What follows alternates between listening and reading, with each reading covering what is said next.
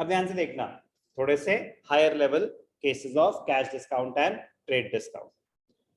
Goods purchased from Sanveer for rupees 10 lakh. He offered us 10% trade discount. 50% of the money was paid immediately. हमने सामान खरीदा सनवीर से. सामान कितने का है? 10 लाख. कोई ट्रेड डिस्काउंट है? नहीं है. तो इसको मैं क्या बोलूंगा? Purchase price. क्या पूरे पैसे दे रहा हूं मैं इमीडिएटली? नहीं. तो 50% कैश ट्रांजैक्शन हो गई, 50% क्रेडिट ट्रांजैक्शन हो गई. तो 50% मतलब 5 लाख. आप 50% पेमेंट कर रहे हो, तो क्या 5 लाख पेमेंट कर रहे हो? कह रहे नहीं, आप 50% पेमेंट कर रहे हो, उसके ऊपर आपको डिस्काउंट मिलेगा. क्या पूरे पैसे पर डिस्काउंट मिलेगा? नहीं. कह रहे कैश डिस्काउंट की कंडीशन ही यही है कि अगर पेमेंट कर रहे हो तो डिस्काउंट मिलेगा, नहीं कर रहे तो नहीं मिलेगा. तो आप 50% पेमेंट कर रहे हो तो आपको उतने पे मिल जाएगा. तो इसलिए हमने स्प्लिट करा, फिर उसके ऊपर कैलकुलेट करा कैश डिस्काउंट. कैश डिस्काउंट का रेट क्या है? 10%. तो क्या हो जाएगा? 4,50,000. कोई भी डाउट? कोई भी डाउट? समझ आई कैलकुलेशन? तो आपने सामान खरीदा 10 लाख का, जिसमें से 50% की पेमेंट हुई है, 50 की नहीं हुई, तो ये तो हो गई क्रेडिट ट्रांजैक्शन. तो डिस्काउंट सिर्फ 5 लाख पे कैलकुलेट होगा. तो एक्चुअल जो आपने पेमेंट करी होगी वो कितनी करी होगी? 4,50,000. अब इस ट्रांजैक्शन को दिखाने के दो तरीके होते हैं. इस ट्रांजैक्शन को दिखाने के दो तरीके. ऑप्शन 1, आपने सामान खरीदा, purchases account debited to Sanvir. कितने का सामान खरीदा आपने? 10 लाख का सामान खरीदा. अब आपने 10 लाख का सामान खरीदा, उसमें से 50% पेमेंट कर दी. तो जो 50% पेमेंट कर दी उसका क्या होगा? Sanvir debited to cash account to discount receive. To discount receive. आपने 50% पेमेंट कर दी तो 5 लाख का अकाउंट क्लियर हो गया. 5 लाख का अकाउंट क्लियर हो गया. लेकिन 5 लाख का अकाउंट क्लियर करने के लिए क्या आपने पूरी 5 लाख की पेमेंट करी? नहीं. कह रहा हमें डिस्काउंट मिला है, तो हमने सिर्फ 4,50,000 की पेमेंट करी. ऑप्शन 1, आप ट्रांजैक्शन को दो पार्ट्स में स्प्लिट कर दो. सामान खरीदा और पेमेंट कर दी. बट क्योंकि उसी टाइम पेमेंट हो रही है, अगर तो एक दिन के बाद भी हो रही होती ना तो कोई ऑप्शन नहीं है, ऐसे ही करते जैसे कर रहा है. बट क्योंकि सेम डे पेमेंट हो रही है तो 50% कैश ट्रांजैक्शन है, 50% क्रेडिट ट्रांजैक्शन है. यस और नो? सेम डे ही अगर पेमेंट हो रही है तो आपके पास ऑप्शन है कि आप डायरेक्टली क्या कर सकते हो. परचेजेस तो 10 लाख की हैं, इसमें तो कोई डाउट नहीं है.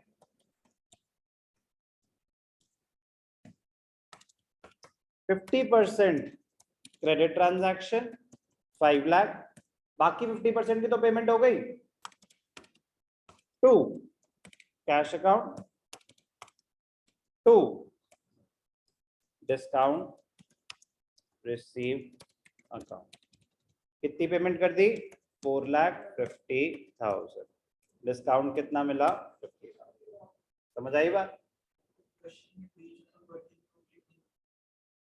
सॉरी, नहीं नहीं, केसेस में ये इस कैलकुलेशन की बात कर रहे हो आप? कैलकुलेशन मैंडेटरी होती हैं. तो सर हम कैसे हो, तो जर्नल एंट्रीज पास कर रहे हैं, बीच में कैसे एकदम से वर्किंग? नरेशन में आप वर्किंग दिखाएंगे. कहाँ दिखाएंगे? नरेशन में. नरेशन में नीचे स्पेस छोड़ देंगे, वहां पे आप पूरी कैलकुलेशन करके दिखाएंगे. या फिर आप वहां पे नरेशन में लिख देंगे refer working note for calculation. आप जर्नल जब आपका पूरा खत्म हो जाएगा तो उसके बाद आप वर्किंग नोट बनाएंगे. वर्किंग नोट बनाना मैंडेटरी है ऐसे डिस्काउंट के केसेस में जहां पे कैलकुलेशंस इन्वॉल्व. ओके. जब छोटी मोटी हैं, ट्रेड डिस्काउंट माइनस हो रहा है, कैश डिस्काउंट पूरा पूरा माइनस हो रहा है, तो नरेशन में ही दिखा दो. जहां पार्ट पेमेंट है, जहां थोड़ी सी भी आपको ज्यादा कैलकुलेशन स्पेस की वजह से कि ज्यादा कैलकुलेशन है, आप वहां पे लिख दो रेफर वर्किंग नोट. और जर्नल के लास्ट जब सारी जर्नल एंट्रीज हो गए तो बाद में वर्किंग नोट्स बना दो. वर्किंग नोट बनाने जरूरी होंगे जहां पे भी कैलकुलेशन इन्वॉल्व है. क्या था ये एक एग्जांपल जहां पे पार्ट पेमेंट हो रही है. अब सेम है यार, 6 आप अपने आप कर लेंगे. Goods purchase from Aditya 10,000, cash discount 5%। अब आप 60% पेमेंट कर रहे हो चेक से, तो बाकी कर रहे हो कि नहीं कर रहे हो? बाकी नहीं कर रहे हो। पहले क्वेश्चन में 50% पेमेंट करी थी, यहाँ पे आप 60% पेमेंट कर रहे हो। तो अगर 60% पेमेंट कर रहे हो तो डिस्काउंट 60% के हिसाब से ही मिलेगा। पेमेंट चेक से कर रहे हो तो कैश की जगह बैंक आ जाएगा। कोई डाउट? करके दिखा देता हूं कैलकुलेशन, एंट्री आप अपने आप कर ही लेंगे। यस और नो? अब गुड्स परचेज फ्रॉम आदित्य, तो परचेज प्राइस क्या है? 10,000। स्प्लिट कितने में करेंगे? 60-40, 60% कैश ट्रांजैक्शन, 40% क्रेडिट। तो 60% कैश मतलब 6,000, 4,000 क्रेडिट। तो 6,000 पे आपको क्या मिला? कैश डिस्काउंट कितना? 5%। तो आपने पेमेंट कितनी करी होगी? 5,700।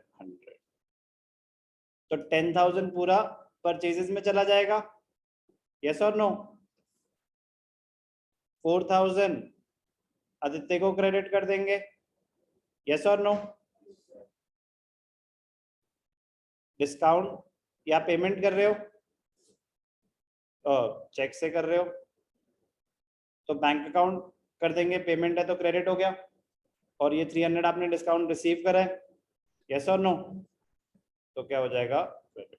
कर लोगे? ज्यादा एंट्री करी थी वैसे मैंने आपके लिए, बट प्लीज दिमाग लगाएंगे। सिंपल सा क्या केस था कि अगर आप सिर्फ कैश डिस्काउंट एग्जिस्ट करता है और पार्ट पेमेंट कर रहे हो तो कैश डिस्काउंट कैसे कैलकुलेट होगा? Interesting, important.